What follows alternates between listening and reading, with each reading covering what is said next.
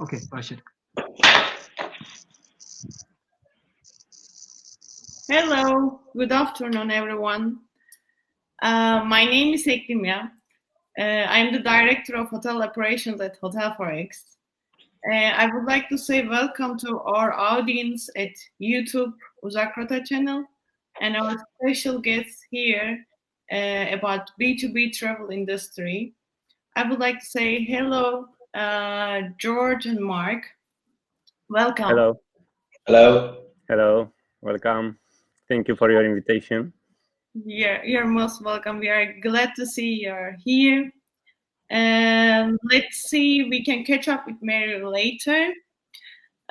Before I start, please feel free to write your questions to YouTube, so we will be happy to answer them if we have enough time. We all know that the travel industry affected very much. We have a new challenge right now, and it's not like anything else. We are in the middle of planet-defining and life-altering moments which will undoubtedly change the world of travel, but it's too early to say exactly how. I will ask our guests what's their data saying and their opinions as well.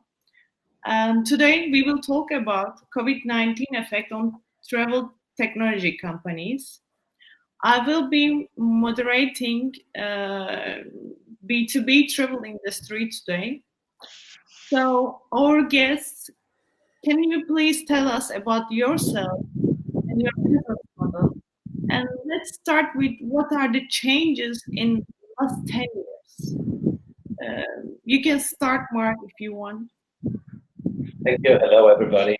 My name is Mark Nushen, and I work for World2Meet. World2Meet is a incoming agency and a bad bank, both models. We belong 100% to a hotel chain called Iberostar, pretty well known. Hotels in the Caribbean and Mediterranean, some cities. Our business model is basically we do incoming agency for main tour operators in destination. And then we have a bad bank where we sell our accommodation, similar to what hotel beds and other companies are doing to any other provider, any other client partner. We sell our direct inventory. We have about 32,000 contracts, and we sell third-party inventory. So whatever I buy from Expedia, hotel beds, and small niche models, I buy them. So this is our business model. Before COVID, we had the turnover of 900 million. Today, I have no turnover. And well, this is a major change. So what has changed in the last 10 years? Well, our business model was, or I think most of the bad banks started as a DMC. Some bad banks started as a wholesaler. And well, the technology enabled us to provide much bigger inventory, a much efficient way to all our clients and have a huge reach. You can be a global company when before DMC incoming agencies were not able to provide more than their destination. All right. How about you, George? Okay, hello. My name is George Dumitru. I'm the CEO and co-founder of WB.Travel. We are a travel technology company, so we stick only to the technology side of the business. We are not a travel company. We are not wholesalers. We are not a DMC company. We are the ones who actually provide the technology to companies similar with Mark Swan. We developed a full suite of products for the travel industry, and we are serving tour operators, wholesalers, DMC companies, travel agents, and OTAs with different tools, booking engines, APIs, connectivity with third parties. So basically, it's like an end-to-end platform for the travel industry. And we started as a software company that we were serving the entire different industries, and in time we moved to a product company, and WB.Travel now it's a product that it's 10 years old on the market. And well, the question is quite nice because in these 10 years a lot of changes were done. Before, let's say, company like ours went to the market with a ready-made product, travel companies usually choose to develop their own, and then now the paradigm is a bit changed. A lot of them, they are checking and they are looking for a ready-made solution that can provide the same functionalities, but for them it's easier to actually use it without developing and paying a high cost of software development and project management. And even that product business model changed, because initially we were talking about licenses that the company used to buy a product, used to install it on their infrastructure, used to implement it. Now things are moved a bit more to the cloud philosophy. Companies are not buying the product no more. They are subscribed to it. They are subscribing to it. So the product is then in the cloud for a lot of companies, and they are subscribing to paying by monthly fees and use their side of the data and their workspaces. And this is even more flexible, even more dynamic and cost effective. And I think after COVID, this will be the future of relationship between travel companies and technology companies. Exactly. I would like to say hi to Mary. Hello, hi, nice to meet you. Welcome. I would like to catch up with you, with Mary. So I was saying, can you please tell about yourself and your business model? And after that, I would like to hear from you as well. What are the changes in last 10 years at your business side? Okay, thank you very much. Sorry for the small delay. I had the connection issue. Not very tech expert, obviously. The thing is, we as a company are selling to travel agents worldwide, mostly hotel accommodation services. In terms of technology, we are having our own servers and IT software house. And the changes in the last 10 years was tremendous, to be honest. From the very traditional way of making bookings, which was phone call or fax, rarely mail, and now everybody is working through APIs or by using the online system. And as much as more tech travel solutions we are providing, and much more happier our agents are to work with us. Thank you. So Mary, we can start with the questions from your side, and so big welcome with you. So do you think COVID-19 will create a new story in the travel tech industry, or just hasten the existing transformation period? Well, to be honest, I think it's gonna change everything. There are gonna be parts that will be changed for quite a long time, and other parts of our traveling life that will change forever. In terms of technology, yes, because let's start now. We are facing the big difficulty of how we can communicate accurately through, let's say, the API connections, the XML connections, the limitations or the measures every hotel has in order to protect the end consumer from COVID influence. In only this now that we are doing it's on its own needs big and serious technological aspects change. Right. Thank you so much. By the way, if you want to add anything more, George, please just jump in. And my next question will be going to George. Okay. George, do you think there will be a niche segment, or which existing categories may emerge after COVID-19? Also, which customer segment do you think will recover the fastest? Because this is what all travel industry are looking for. Well, I will try to speak from a travel expert point of view, although I'm more on a technology side. Well, checking the buzz around this COVID-19, I think, to be honest, that the first one that will start recovering, maybe will not recover fully, but start will be domestic travel. And then would be business travel. Although in business travel now, we just proved that we can hold very much nicer meetings on online and Zoom or Google, whatever other tools for virtual meetings. And that could be for the business travel a little bit of slowdown even in time, because you can realize that you have nice meetings virtually and you don't have to meet face to face all the time. Although things are not always okay virtually, so you still need to meet your business partners at some point. That means, for me, I think the business travel will be the one that will actually start following the domestic ones. International, it's hard because it's about regulation, it's about flights, it's about starting to open the airlines, and it depends on different countries' approaches about around the virus stuff. So hard to me to say, but I think domestic and business it will be the next that will start showing some signs of recovering. Yeah.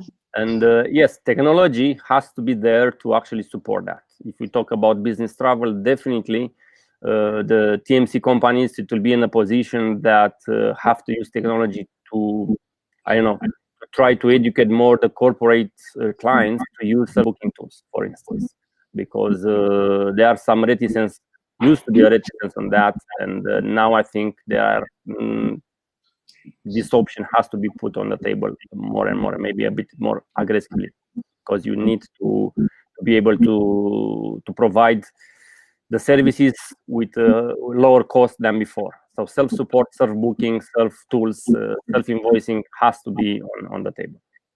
Exactly, I agree. Yeah.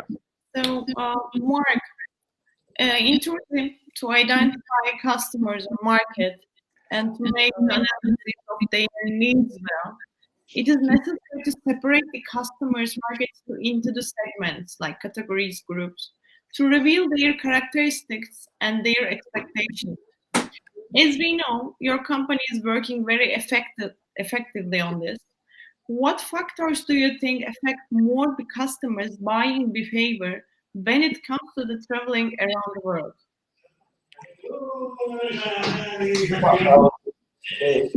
If you mean right now, during the COVID situation or after the COVID situation, the main factor will be safety, capability to fly back from destination if something happens, and the sanitary situation at that destination. But it's all about statistics. People will be very careful where they're traveling. So, for example, cities like Barcelona, Madrid will be harder for them. Destinations like Mallorca, Canary Islands will be much easier. But they will look really very carefully what the hardware in that destination in terms of sanitary, and how is the options to fly back, because this has been one of the biggest hurdles just when the crisis started. Exactly.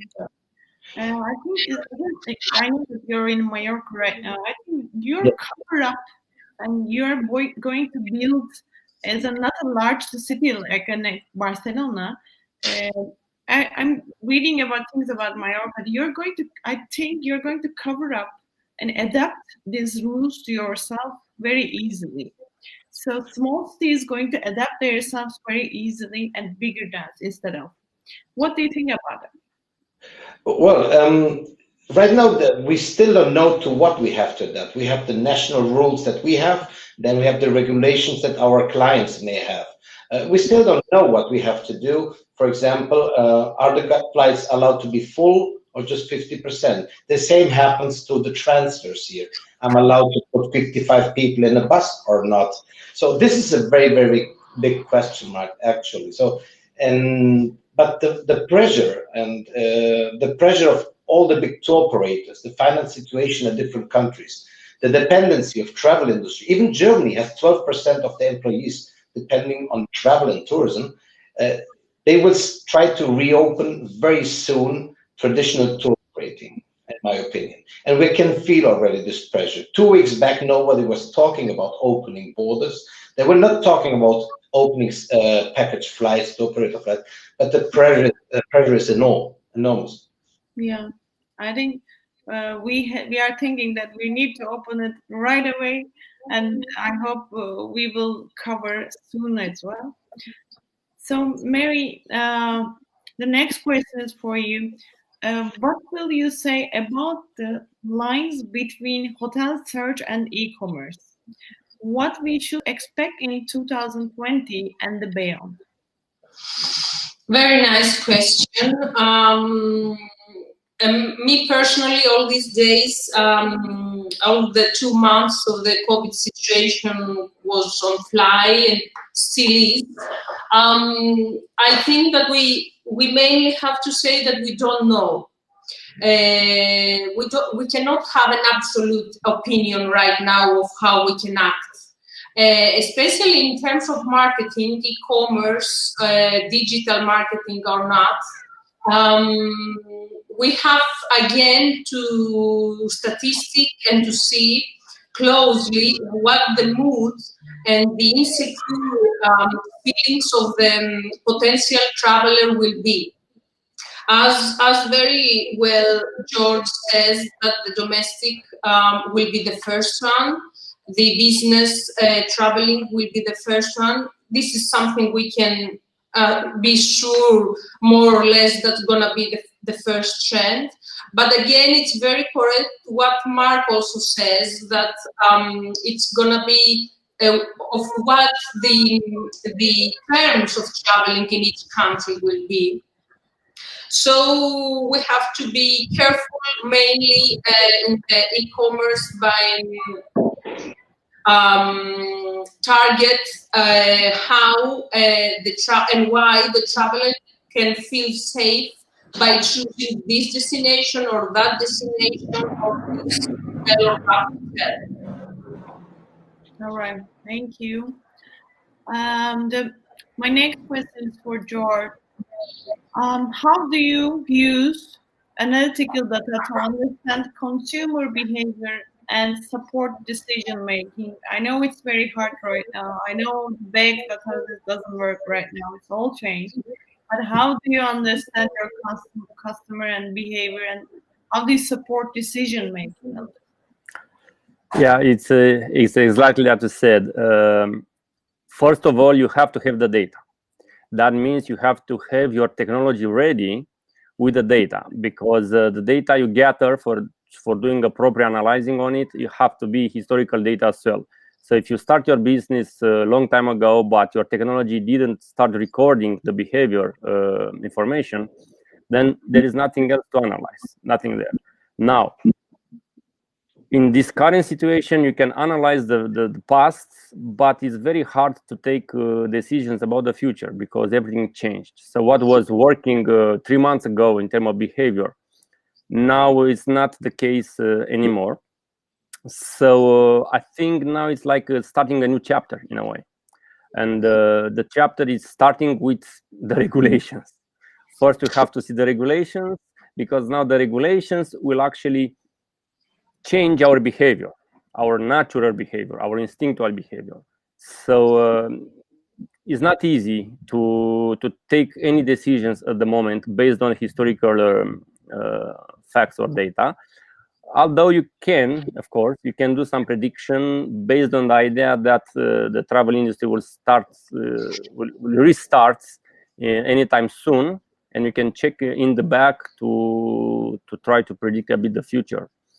But it's hard, in my opinion, because we need to reset in a way everything. And maybe this is a good chance for the companies who didn't do it so far because they didn't have the technology to start doing it from now. So basically to take it like a ground zero. So to start thinking about that from now. Yeah, I agree totally, George. I think everybody needs to be aware that the cake will be smaller. How much smaller, you don't know. So whatever margin you do, you will have less resources to pay your structure. So a company needs to be very liquid and effective right now to adapt. And technology is the way how to make your company more effective. It is, but not any type of technology, because it's another important subject. You need, first of all, to make sure that technology you adopt is the one that is proved. It's proven that it works, because you don't have enough time to do proof of concepts or beta versions or smaller implementations, and then you say, okay, we'll extend it in time.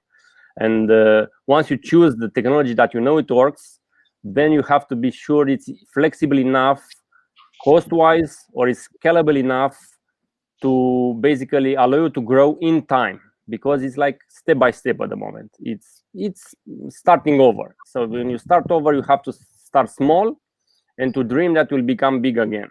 And the technology has to support these growing phases. You don't have to pay, let's say, a lot of money for something that you'll start using in 3 years. You have to pay for the modules you are using now, and then to be able to add to that existing base different bricks in time once your business is growing as well. So this analytics, it's something that you can have to start with, because you start recording the data, but actually you'll use it maybe in 1 year or 2 years after you actually have enough to check and analyze. So yeah. Exactly. And Mark, what strategies do online platforms use to survive in the markets they operate? I know that you are operating in Turkey right now. You have an employee in here working for you. So how do you see that? What kind of strategies we should apply? Well, we have offices all over the world in many countries. We operate as DMC, but who is going to survive? Who is going to? It is very hard to say. For me, this moment right now is just similar to an ice age. Everything is frozen, and you don't know if somebody's dead. Once we heat up again this industry, we will stand up, and we will see who's dead or not. But even though the rules will change dramatically. Because, for example, we all in the B2B sector used to work with credit insurance. The credit insurance is gone. Nobody has credit anymore. Nobody is insured. So are we going to change totally our payment terms? Somebody who was already in prepayment will be a much better client than somebody who had credit before. Everything is changing, and the need of cash is going to be dramatic. But even the end consumer will change the behavior, because before they were booking a lot of non-refundables rates. Will these rates be dead or not? We don't know that. Also, the tour operators or the B2C had to refund a lot of money right now. Are they willing to make so much in advance booking, or is it much safer to make only bookings for the next month?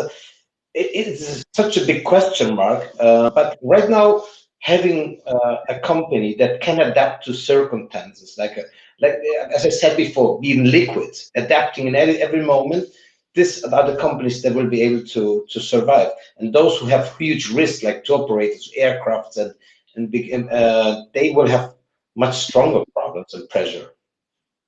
Yeah, Mark is absolutely correct. Very wise talking with the frozen things. Everything is frozen right now. We don't exactly know what is happening to the market, to our competitors, to our partners, to our clients, either to our companies, because when the business going to be back in track, even with smaller pie, then we could see that we will have all the debts and the expenses of the previous life going to monthly sales of a new life, which would be shorter. But the debts will be there, the expenses will be there of the previous February month. So then the whole recycle gonna happen, and we are going to see who is going to stay and who will change dramatically or not. Cash flow, for sure, Mark is absolutely right, is the top one problem for everybody right now. And non-refundables is a question mark, of course. Flying companies is a question mark. And all this gonna have, finally, if tourism was the only section affected, then things might be better. But if a lot of people gonna have not have the business they used to, or they're gonna lose their jobs, then less travelers gonna be existing. Exactly. It's true. And here I would just like to add again from the technology point of view, yeah, because you don't know exactly how busy it will be. You need to have the technology who offers you kind of all the options on the table. So basically, if we talk about refunds for an OTA, you need a way to do it as a self-support. And a lot of OTAs struggled to do refunds because they didn't have the self-support. The traveler could not enter a website, log in, and do it by itself. So because of that, they had to spend a lot of money and time with call center people that did it in the back, sometimes even calling the hotel itself. The same, if we talk about credit in the market and the lack of credit at the moment, you need to be able just with a click of a button to change a client profile from a credit client to a cash-based client. And tomorrow, based on how the market evolves, another click of a button to put it back. And that works only if the technology you are using is smart enough and complex enough and functionality rich enough to offer you all these options. Otherwise, you'll struggle. And if you're struggling now, you will not be relevant in the near future. So again, I would say, because I'm a technology advocate here, I would say technology, it's a must, but not any type of technology is just the right one. And I don't think it's so hard to figure it out which one is the right one in this moment, because there are travel tech companies in the markets, their names are well known. You just pick one that you think it works and start using it. Exactly. Yeah. So we are like in the mid. COVID did make us more digital, like not anybody else. Yeah. Now we have to choose that what is the right for us, and then we can see the data. Let's see. So, Mary, what can a digital travel trend do in terms of brand's experience and customer touch? What can you please repeat? I didn't hear you very well, sorry. Of course.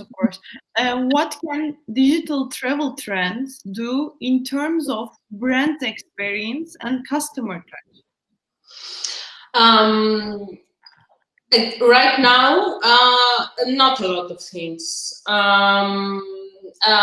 The brands mainly had a very low profile communication that they are trying to say everybody that we are aware of the new measures or the new situation and that we are going to take all measures needed to be in safe sites when travelers will be back staying at their hotels. Right now, the only clear trend in our market, at least the wholesaling, is the cancellation. Nothing else. No marketing moves, no newsletter.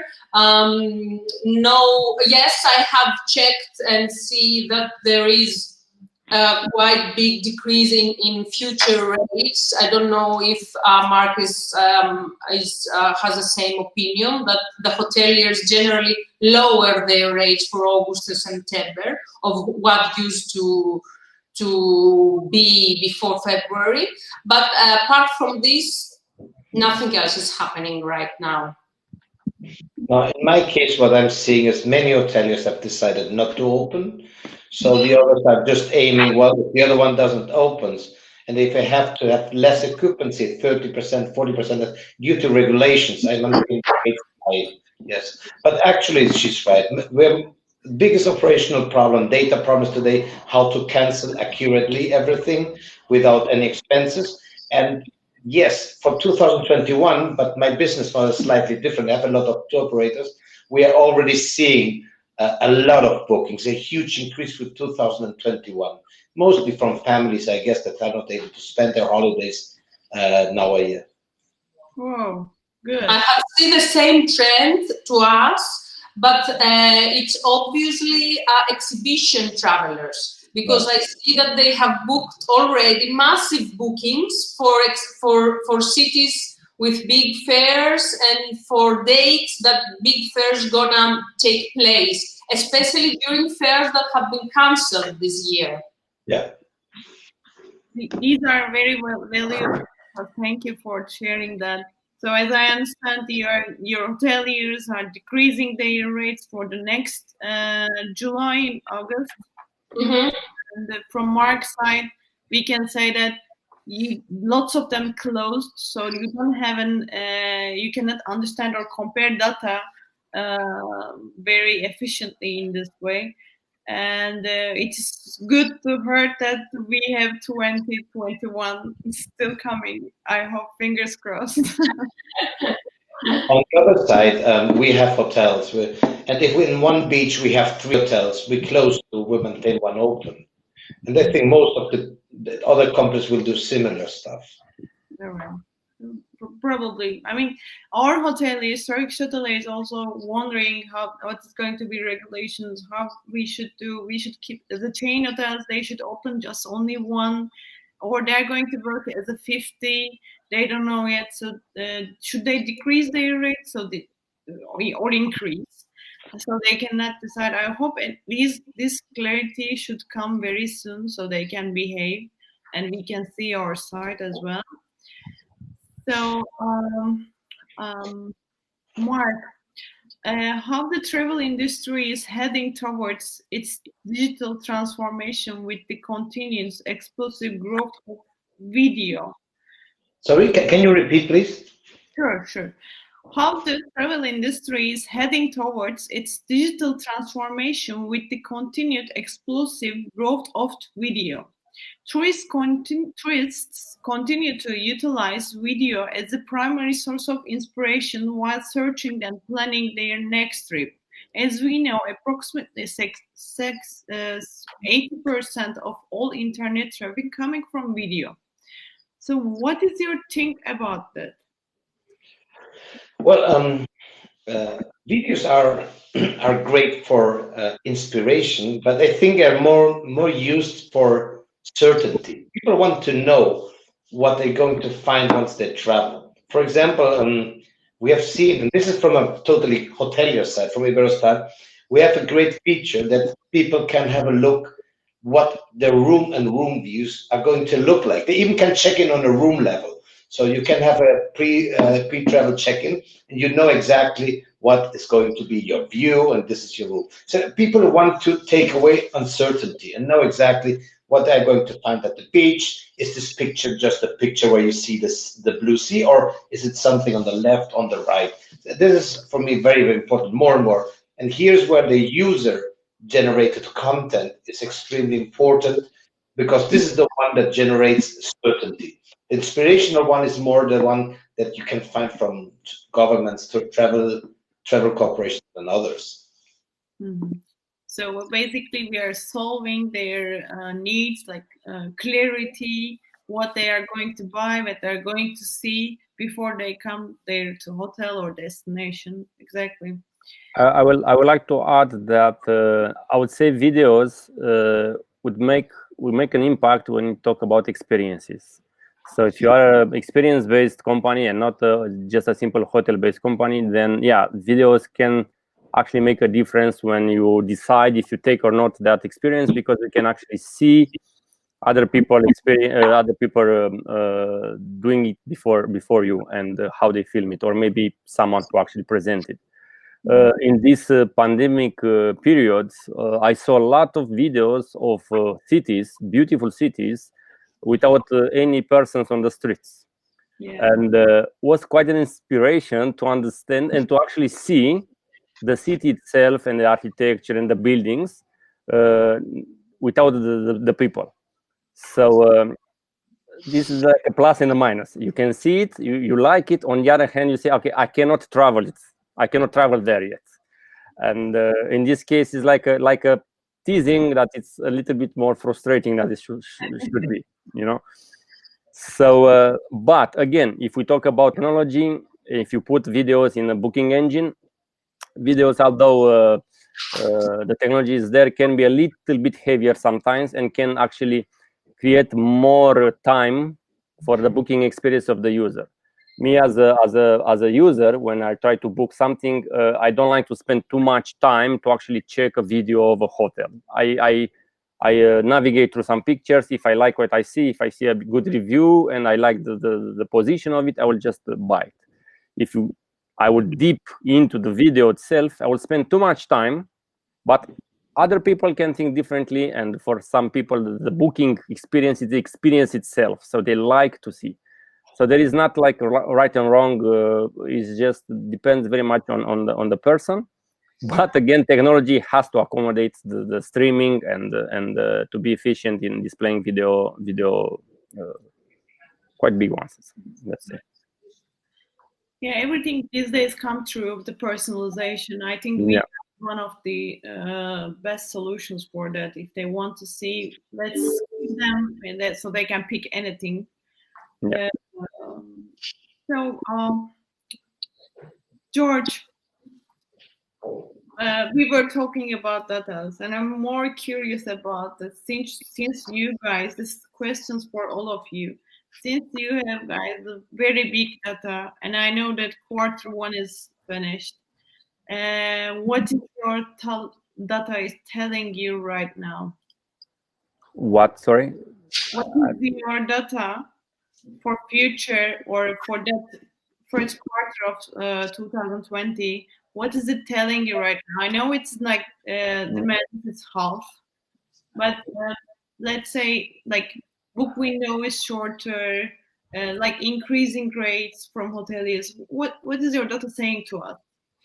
Well, checking the data on 2019, I would say I saw across our clients at the moment that the main destinations kind of remain the same.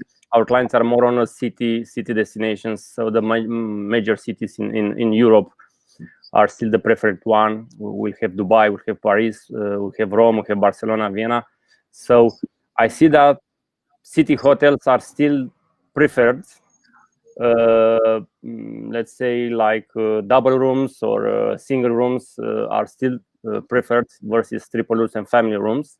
On the other hand, now after this COVID, maybe the family trips will be a bit more than before, because of these safety measures. Sometimes it makes sense to be with the family and stay as a cell with your family and not to combine the trip with other people. So family trips, maybe it will be, I don't know, increasing next. On the pricing sides, I would not say too much, because the pricing is driven by my clients. Each of them have different deals with their hotels, different deals with their third-party suppliers, and they have different commercials applied. Well, now there are no bookings to discuss on. Before, prices varies if you do bookings upfront, versus last minute. Definitely, if it's a non-refundable, it's better than refundable. Though this is the usual stuff. And what I saw that at least in our system, for instance, a parameter that we can discuss is the search to book ratio, and the search to book ratio was quite good always for B2B type of booking, and it's a little bit bigger for a B2C type of booking. And if you are part of a meta search, you do a lot of searches to actually do a booking. So these are kind of stuff that you can see. I saw an increase overall of bookings 2019 versus 2018, and definitely now it's a huge decrease in 2020. So yeah. Understandable. The fact only that the business right now is 90% less means that we have 90% less data to analyze. Exactly. No, I would say there is no data to analyze, because what we have now, you can open an Excel file and you check it in there. You don't really need smart tools to see 10 bookings per day or something, you know. So I think these discussions have been done last year, or maybe we'll do it again in 1 year time. Sure. I believe, in my point of view, that might be whole sections that might not be existing anymore, or in the near future. Let's say like Airbnb, for example. I don't know how safe a traveler will feel to choose to stay somewhere that might be easier. About, in our minds, a lot of time is this, of course, it will be easier maybe to be influenced from COVID. Or a small survey we have done among our agents, the majority says that they will prefer brand name hotels. And I assume this is the reason, because they feel that the brand name hotel or a big hotel chain will follow up to the regulation needs in order to be sure for their safety. Yes, yeah, might have short term at least, might see such data arising.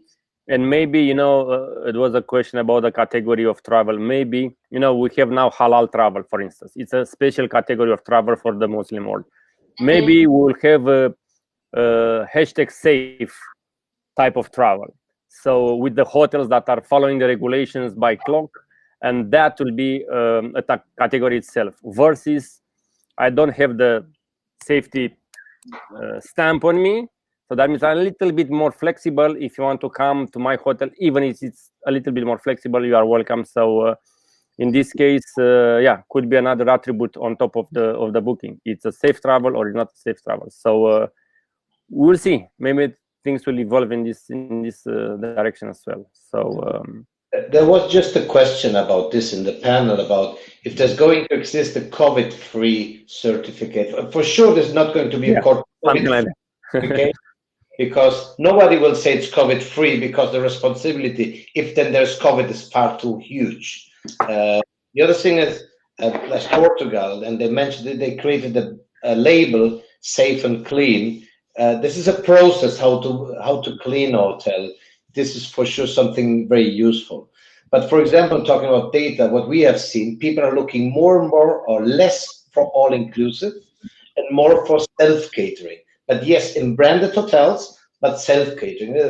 The typical product the Scandinavians used to travel 20 years back, so apartment in a complex, for example. Yeah. And less all-inclusive, bed and breakfast, even in 5-star hotels at the beach. These are trends that we're already seeing right now. And this has a lot to do with uncertainty, what quality will be offered later, or what service will be offered later with all-inclusive. Maybe the buffets are dead forever. We don't know that. Yeah. Yeah, we will see. I think there will be a demand for sure, but it will be shifted as we talk about it. We will see all this. So, do you have a significant change in your business? Well, this question for all three of you. And after COVID, as a company, we will never do this. Do you have something like that that you can say, we will never do this again after COVID as a company? Can you say something like that? I would say I would like never to come back to the office after this COVID, because I enjoy working from home. But I don't think it will be the case. But let's say, yeah, for a technology company, for instance, in our case, it was quite easy to go and work remotely. I think it's easier than for a travel company, that sometimes you really need an office to actually coordinate everything. And for us, this was something that we really consider as a company, if we will do it on a permanent basis, or at least half and half. So basically more from home or remotely than in the office. And that it put us in a position to become a little bit more flexible in terms of resourcing, in terms of outsourcing, in terms of being a really global company without be sticking to a specific place in a specific city. I'm not sure if it really works fully, but it's something that at least we proved that for these 2 or even next month, 3 months, let's say, for us was working quite nicely.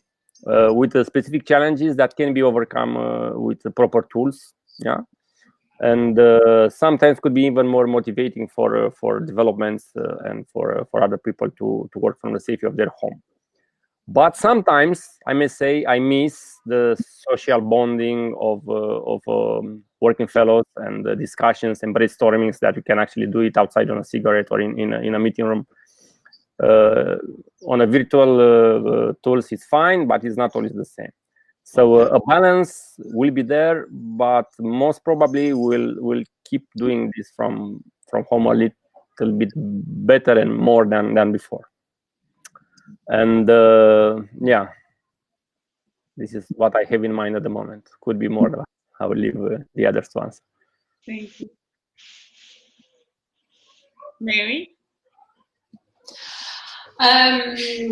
Well, I don't believe that we have to respond in this way in our lives. Of course, we should evaluate ourselves and our companies and the decision and the mistakes in order to be better.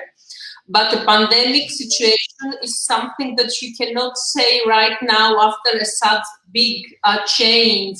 If I didn't have an insurance company, then I would be better. Or if I didn't have so many hotels, then it would be better. It's a false. It's gonna be a false evaluation. To be honest, I think everybody, at least in this panel, had a business continuity plan, and it has proven because everybody was teleworking since day one.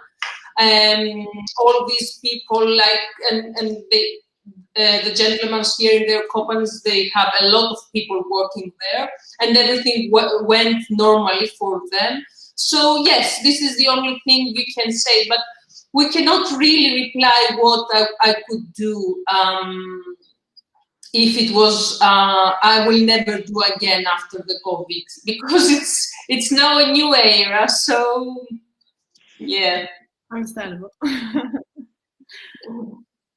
In my case, the first thing I'm not going to say never ever again is that my kids' teachers are overpaid. So they're absolutely underpaid, and they need to get a week holidays for free from me.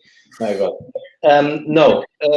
In my case, our company has grown very fast, and when you grow fast, there are a lot of inefficiencies. You just take them easy because you grow that much, and inefficiency are not important. And in the moment where you suddenly have to stop like that, it was hard to control the company in just 1 week, to stop the expenses, to reduce expenses, to become liquid and adapt to the situation. So everybody's not to make free plans anymore. The plans will be just the budget for next year, and with a lot of amendments and annexes under it.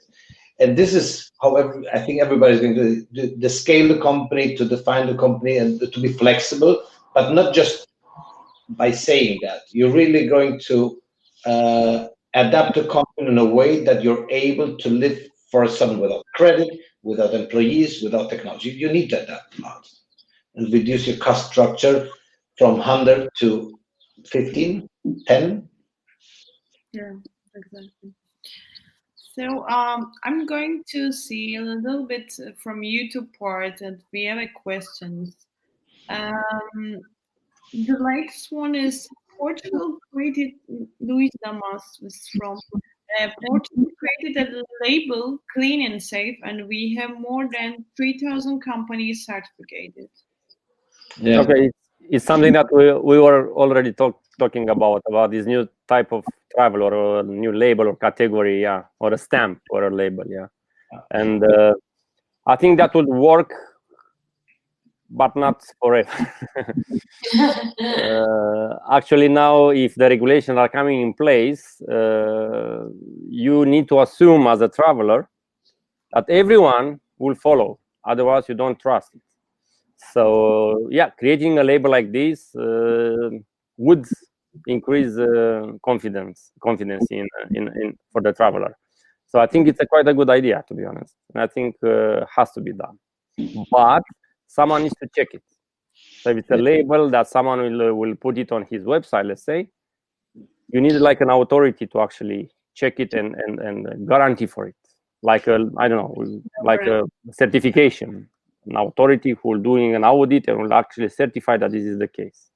Yeah, and the standard, because it's the same as the stars of hotel.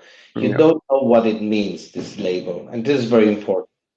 By the way, I think those who's going to set the standards are the big tour operators, because they have the clients and they will say, I bring your clients, or not if you do this or not. Yeah. Exactly. I mean, we will see. I mean, how is it going to be? How is it going to apply? Is it going to work or not? Because we already experienced that government saying something, but it doesn't work. They change it because they haven't experienced it. So as failures. So we will see on the road. Mehtap Topçu, will you make any process changes in your direct contracts after the pandemic process? For example, like dealing with COVID-free certificate of health. Exactly. We talked about this previously. Yes, in fact, our direct contracting is already changing and looking what the people are doing, but there's still no standards. We don't know what to put inside of the content and what we have to transmit to end consumers. Yeah, but Mark, I think that in a way would be a quite good idea for, let's say, a DMC company who actually doing a direct contract with the hotel. He can be in this case that auditing company. Yes. Because they can guarantee that hotel is really COVID-free based on the regulation in this specific country.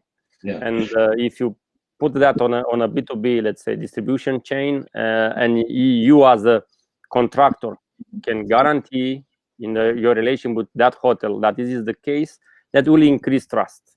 Yes. So we are going to audit hotels. In fact, we are already talking about. We're never going to say it is COVID-free, because this word is extremely dangerous. Because if it's not COVID-free, somebody's going to claim a couple of millions, maybe from the UK. So that's not good. But yes, I think this is going to be an additional added value that we will provide in our health and safety regulation. Yeah, exactly. So another question is, Claudia, if I'm pronouncing not right, sorry. Hi, all. What do you think about payments after COVID-19? About travel companies offering late payments to corporate clients? Yeah, this is a good question. I think it was always a question. I think it was not a question, it was a situation that was hard to be changed. For sure, Luke, for sure. After a crisis like this, or the previous economic crisis we all lived the last 10 years, we all need to guarantee and be in the safe side in terms of collecting our payments, or what the flexible terms of payments we are going to offer. I think that there will be the first period. I don't know, I cannot estimate how long that period will be, that everybody gonna be more strict in the terms they are offering. But then again, at least in our trend, as we know it until now, it's not gonna last forever, because it's not realistic to ask prepayment from everybody in among business to business businesses. It's unrealistic. Yeah. Yes, maybe shorter terms, maybe the guarantee is gonna be bigger, maybe we will all be more skeptical, but even in the corporate accounts that Claudia is asking. If then there are gonna be always the competition who will take the client. So if somebody is offering 10 days, I'm gonna offer in 10 days as well, etc., etc. So yes, maybe stricter, but again, there will be flexible terms at my view. And maybe, Mary, maybe here technology can also help. And I will coming back to what I said earlier, because in the market already is that we call corporate booking tools. Okay, they are there for a while. And the corporate clients, they are not always very happy to adopt it. And that could sort out a little bit of this problem if, for instance, you provide your corporate clients a tool so they can book and they can pay by the corporate credit cards automatically, or they can use a virtual credit card, okay? And using technology, you can bypass a little bit of this problem at some point. But that means education between you and your corporates, because let's say you would be in the middle. We would provide the technology as a travel tech company. You would be our clients, and the corporate would be your clients. So it's like a chain here. And if the corporates will adopt more self-booking tools, then things can be easier. And maybe you can even give them the flexibility of payment if your costs, your booking costs with the corporate will be lower. If the corporates can do the bookings for themselves and not all the time call a travel consultant or mail, change like 10 emails to realize that I want this hotel because I have a budget in place and I can put a travel policy on top of my booking tool, then you have to deal with that and you have your extra costs. So this is, I would say, a proper time to reconsider the relationship with the corporates from the technology point of view. Provide them the tools that they can do a lot by themselves, as an idea. Thank you, George. We have another question from Alex Cruz, British Airways CEO. What can digital travel trends brands experience do in order to reach the customer? And the second part of the question is, where does the travel industry go? How does it complete its digital transformation? Okay. I think brands has to do what always they were doing in terms of digital in order to approach their clients. In every year or some years, 5 years, 10 years, changes were happening in the world, even if it is not pandemic changes. So we always adapt on this. This time we again gonna digitalize our businesses and communication to end consumers or to our agents by using the same things and picking up the points that they mainly are caring about, like it is the free cancellation or the safe and clean or the measures that every country is having when you land. So yes, I don't see any reason why to completely change the digital approach.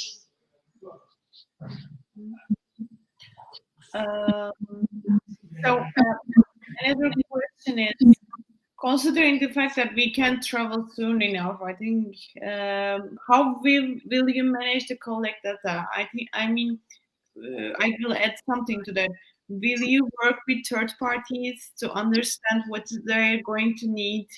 Are you going to use social media to understand them, or polls and surveys to make? Are you working with third parties or just your data? First of all, we're working with our API data that we need to know where the demand and where the demand is activating again. So we don't know what is, because it depends on regulation, depends on trends and a lot of things.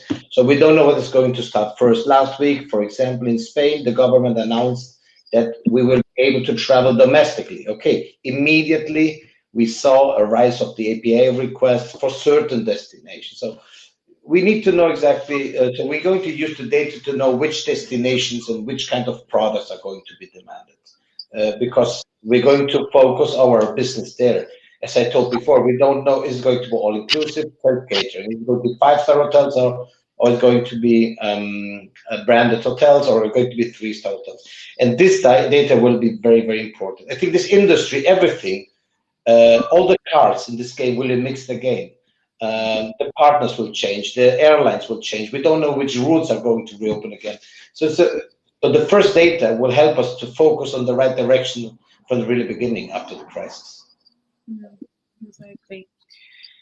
There is a question again in here.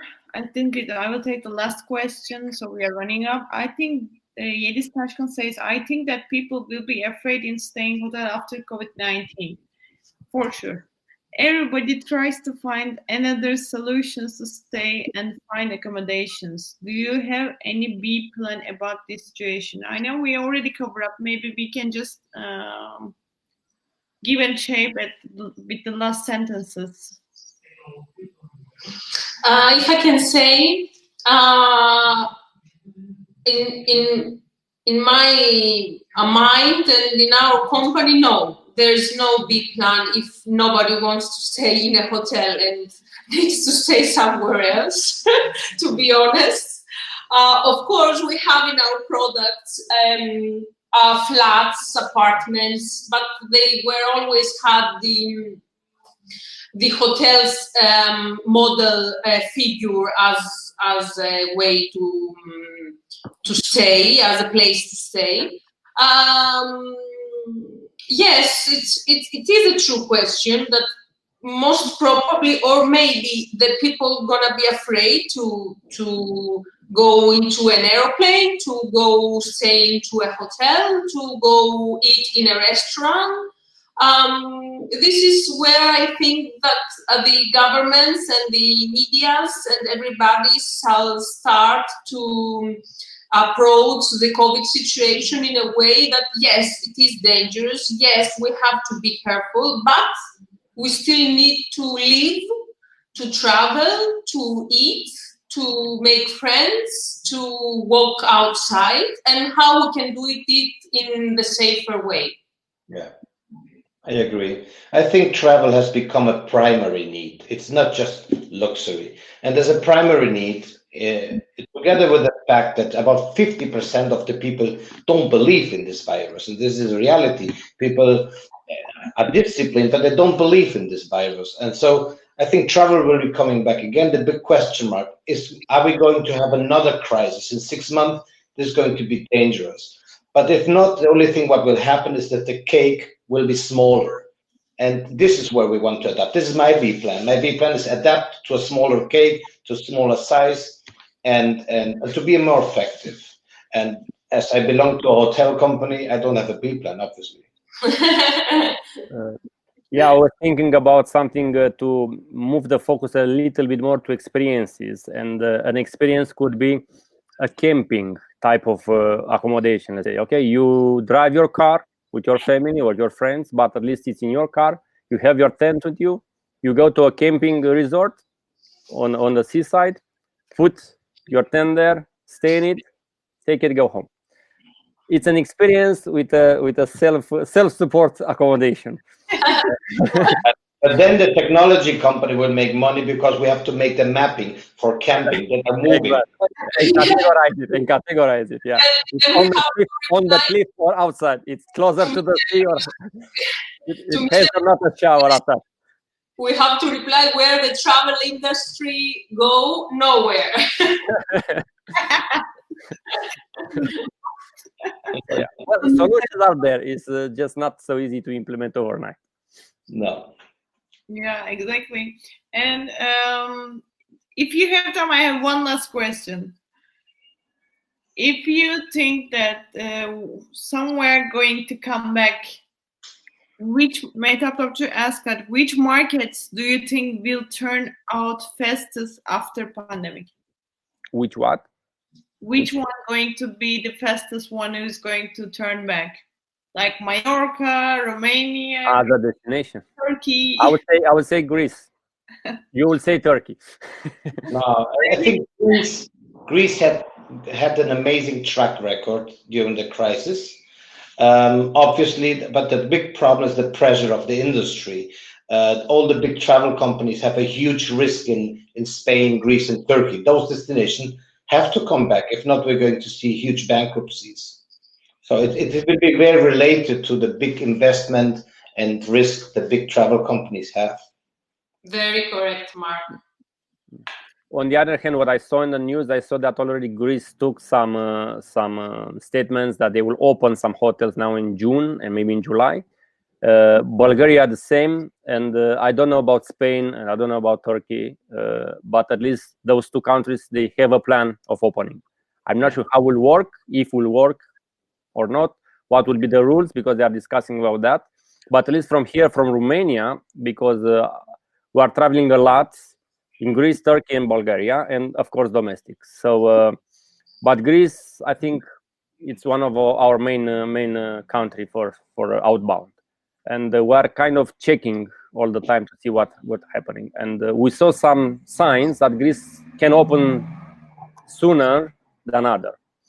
What will be the conditions? Yes, well, we don't know yet.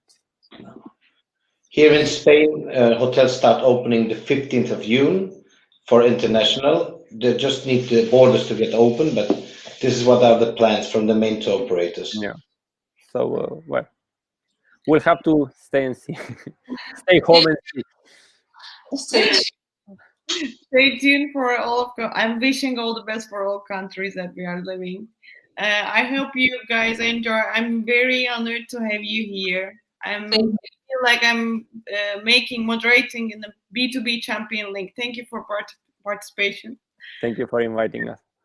You're welcome. I say stay home, stay safe. Hope to see you soon at the Uzak Summit. Okay. Thank you very much. Thank you. Bye-bye. Thank you, guys. Nice to meet you. Bye. Bye.